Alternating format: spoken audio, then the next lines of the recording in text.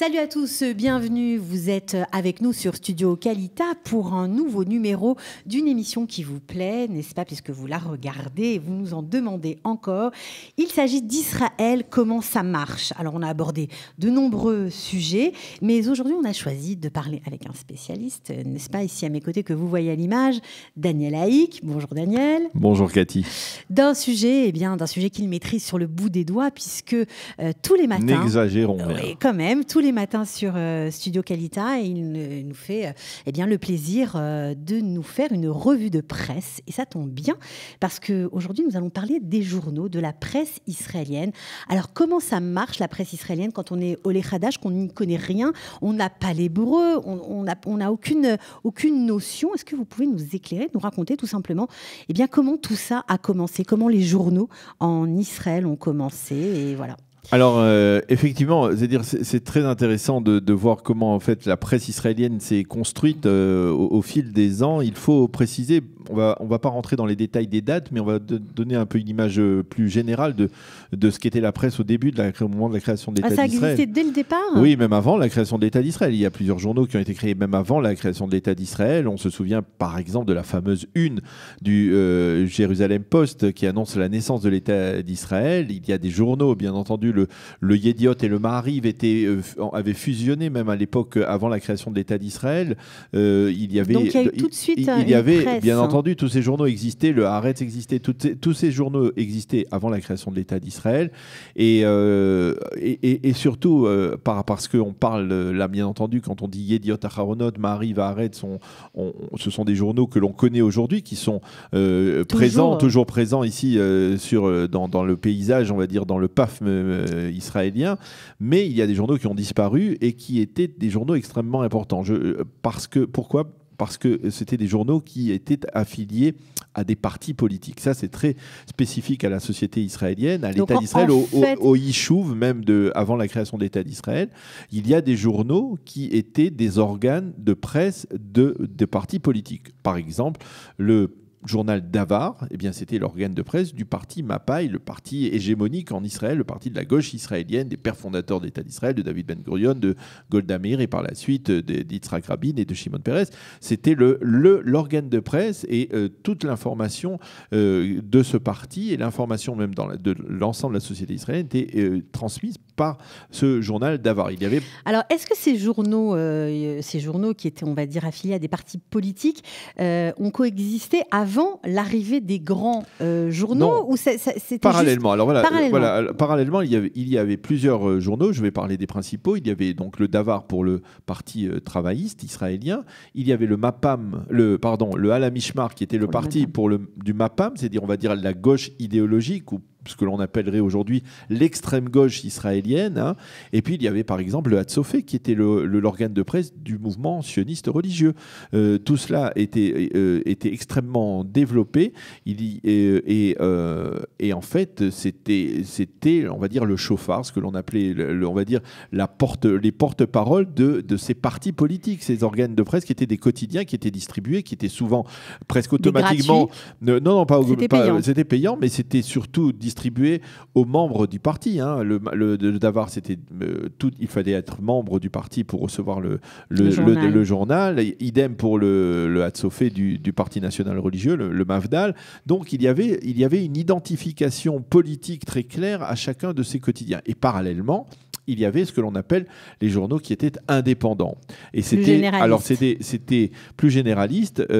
C'était le Haaretz, c'était le Yediot Acharonot, le Maariv, le Yediot Acharonot et le Maariv, qui, comme leur nom l'indique, on a perdu, on s'en rend pas compte aujourd'hui, mais c'était ça historiquement. Yediot Acharonot, et Maariv, c'était des journaux qui sortaient le soir. C'est un peu comme Le Monde en France, c'est un journal qui sortait en début d'après-midi, qui ne sortait pas le matin. Aujourd'hui, ce n'est plus le cas, ça n'existe plus. C'est le Yediot Acharonot et le Maariv sortent le matin. Juste pour reprendre, pour essayer dessus, parce que c'est vrai que ça n'y paraît pas, mais c'était assez riche, en fait, au niveau de la presse israélienne. Donc, ces journaux, on va dire, affiliés à ces partis politiques n'existent plus aujourd'hui. Non, quasiment plus. Quasiment plus. Il y a encore, on va dire, un résidu, un relent de journaux qui sont affiliés aux partis politiques. C'est par exemple le journal Hamodia, Hamodia qui a pendant longtemps, plusieurs années, eu une édition en français que je connais bien pour avoir été le directeur de l'information. Voilà. Hamodia en hébreu, c'est un journal qui était affilié au parti de la Agudat Israël, au parti orthodoxe de la Agudat Israël, et c'est aujourd'hui encore, c'est le seul, on va dire, c'est le seul journal, il y en a, on va dire, c'est le seul grand journal orthodoxe qui est affilié à un parti politique. Alors, est-ce à dire que c'est le seul journal affilié à un parti politique qui perdure par rapport aux autres? Quasiment. Alors, c'est surtout dans le monde orthodoxe qu'il y a des journaux, et pour une simple raison, parce que dans le monde orthodoxe, eh bien, on n'écoute pas la radio, on ne regarde pas la télévision, on ne suit pas les sites d'information sur Internet. Et donc, le journal du parti est resté extrêmement puissant.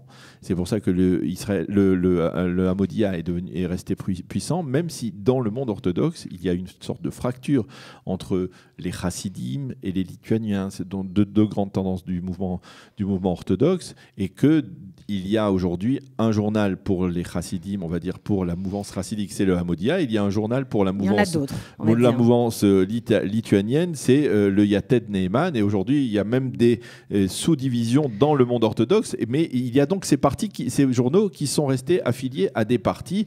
Ça existe dans le monde orthodoxe, mais ailleurs non, ça n'existe plus. Ailleurs non, par exemple. Ce sont les journaux généralistes qui ont remplacé en fait. Voilà, ce sont les journaux généralistes, les journaux traditionnels, les journaux de partis affiliés aux partis comme le Davar, comme la Mishmar et comme le Hatzofé ont disparu, et aujourd'hui on peut dire que quelque part les journaux que l'on connaît aujourd'hui, comme le Yediot Aharonot, comme le Ma'ariv, comme le Haaretz, eh bien, ont pris la place un peu de ces journaux. Le Haaretz a clairement pris la place du Davar et du Alamishmar sur la gauche de l'échiquier politique. C'est important de le préciser. Est-ce que ces journaux, donc a priori, oui, ils ont une tendance politique, même si ce n'est pas affilié à un parti, ils représentent, une tendance par rapport à l'échiquier politique. Alors, oui, effectivement, pour le Haaretz, c'est très clair, puisque le Haaretz...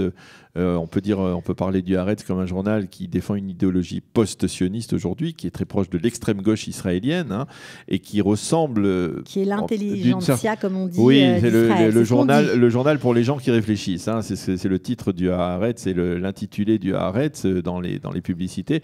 C'est pas très sympa pour les autres. Ça veut dire que les autres, ce sont les journaux que les gens un peu stupides préfèrent lire. Mais enfin, c'est un peu élitiste, effectivement. Le Haaretz, c'est un journal élitiste qui pourrait être affilié à ce qu'était le Alamishmar à l'époque.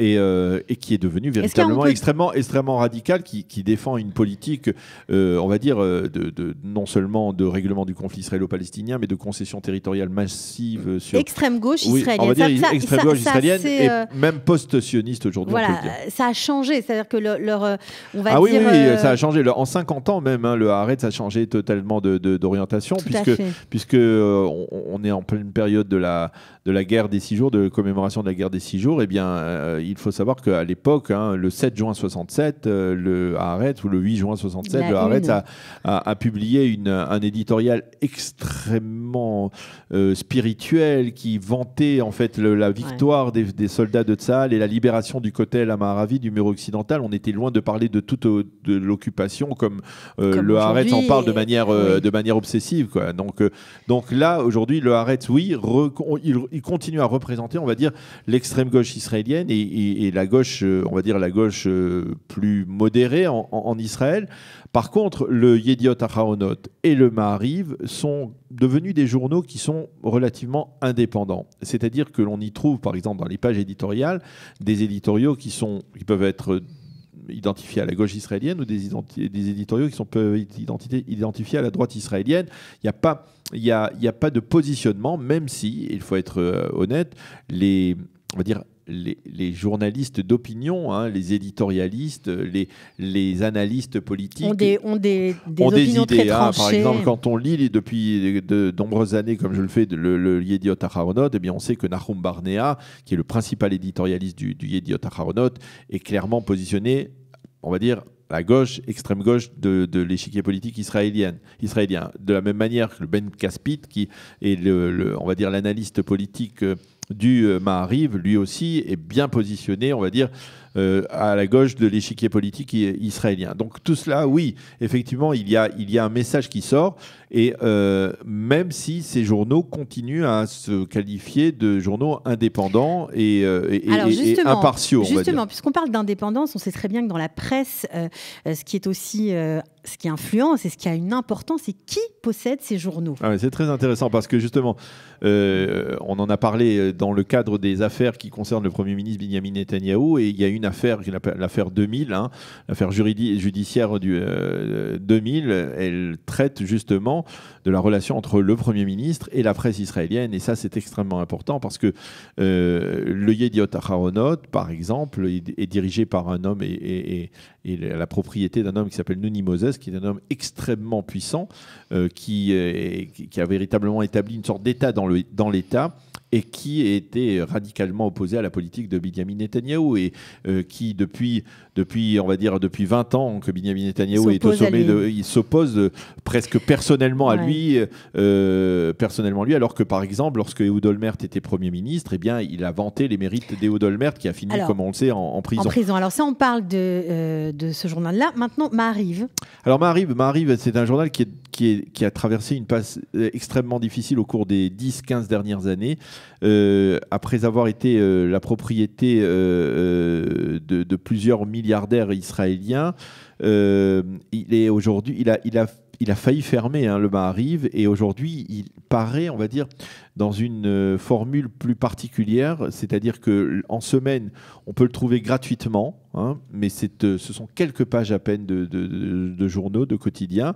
La version hebdomadaire du Maariv, elle est publiée chaque vendredi, et elle est beaucoup plus riche, elle renferme de nombreux éditorialistes, toutes tendances politiques confondues. Il y a des gens de la gauche israélienne, bien entendu, je parlais de Ben Caspit, mais il y en a d'autres, mais il y a aussi des gens de la droite israélienne, comme Caroline Glick, qui est une éditorialiste très connue qui vient du Jérusalem Post israélien, et il y a d'autres éditorialistes comme Kalman Lipskin qui sont des gens de la droite israélienne. Donc c'est une palette d'opinions plus pluraliste, voilà. On va dire plus pluraliste, le Haaretz. Maintenant le Maariv. Le Jérusalem Post. Alors avant le Jérusalem Post, parce que le Jérusalem Post c'est une place à part, on va dire dans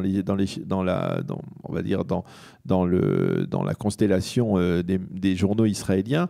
Il faut souligner, à la place du Hatzofé, d'une certaine manière, l'existence d'un journal qui s'appelle le Makor Rishon, qui ne paraît dire qu'en fin de semaine, c'est-à-dire que le vendredi, il a une page internet chaque jour que l'on peut consulter, mais le Makor Rishon est un hebdomadaire qui est affilié, on va dire, à la droite israélienne et à la droite, on va dire, plus religieuse en Israël, c'est-à-dire que tous les gens affiliés à la mouvance sioniste religieuse lisent ou sont abonnés au Makor Rishon, et c'est un journal de qualité qui, lui aussi, a une certaine ouverture d'esprit et qui permet de lire d'autres avis, mais là, effectivement, on est plus focalisé autour du sionisme religieux, d'une forme de nationalisme, on est plus proche, on va dire, de la politique de Benyamin Netanyahou, plus proche de la tendance majoritaire dans la société israélienne qui s'exprime dans le gouvernement actuel. Alors nous avons parlé des journaux, on va dire, qu'on achète, bien sûr, et qui sont, on va dire, des quotidiens nationaux. Maintenant, nous n'avons pas parlé d'un journal qui est diffusé gratuitement et qui est très lu en Israël, qui s'appelle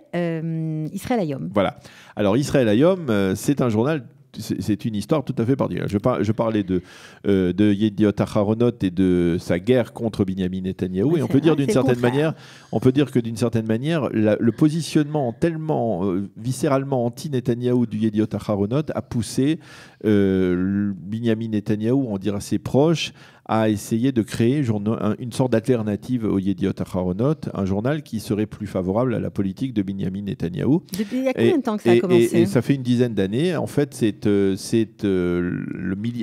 l'un des hommes les plus riches au monde, et probablement le juif le plus riche au monde, qui s'appelle Sheldon Adelson, qui est un grand magnat des casinos à travers le monde. Un homme très proche de Benyamin Netanyahou a décidé de lui donner un coup de main à coût de dizaines, peut-être certains disent même de centaines de millions de dollars, pour monter ce Israël Hayom, qui au début a été distribué donc qui est toujours aujourd'hui gratuitement distribué gratuitement, mais qui au début n'avait pas de publicité. Aujourd'hui, il en a un peu plus, c'est-à-dire qu'il rentre un peu de financement. Et c'est un journal qui, on va dire, est un inconditionnel de la politique de Binyamin Netanyahou, alors que par exemple le Makor Rishon dont je parlais tout à l'heure, c'est critiquer le Premier ministre quand il le faut. Là, il ne faut pas s'attendre à la moindre critique envers Binyamin Netanyahou. Mais je dis que ni la société israélienne, c'est un peu les bonnes nouvelles d'Israël. Non, ce sont les bonnes nouvelles d'Israël, mais il y a... c'est véritablement une réponse, on va dire, d'un courant qui se sentait totalement méprisé par certains journaux, par certains journaux israéliens, et qui ne se sentait pas représenté, qui fait entendre sa voix à travers le Israël Hayom d'aujourd'hui. Et il y a une guerre très claire entre le Israël Hayom et le Yediot Aharonot. Et d'ailleurs, on peut dire que dans ce conflit qui dure depuis une dizaine d'années, eh bien, le Yediot Aharonot a perdu beaucoup de plumes, alors que le Israël Hayom, lui, a perdu beaucoup d'argent. Mais il a réussi à s'imposer comme probablement aujourd'hui le journal, le quotidien israélien numéro 1 en Israël. Il est distribué partout, il est extrêmement bien distribué. Il a une extrêmement forte visibilité. Donc, bien entendu, cela peut indirectement contribuer à renforcer le gouvernement Netanyahou, en tout cas la politique que mène le Premier ministre.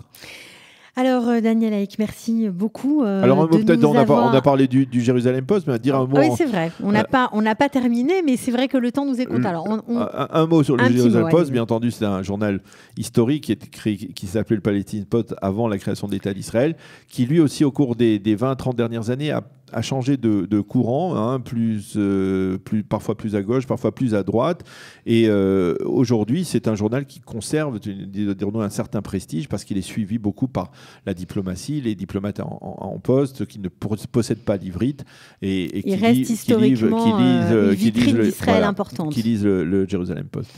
Ok, et il appartient à qui, le Jérusalem Post ? Eh bien, je ne sais pas aujourd'hui. C'est une colle que vous me posez parce qu'il a changé de main au cours des dernières années.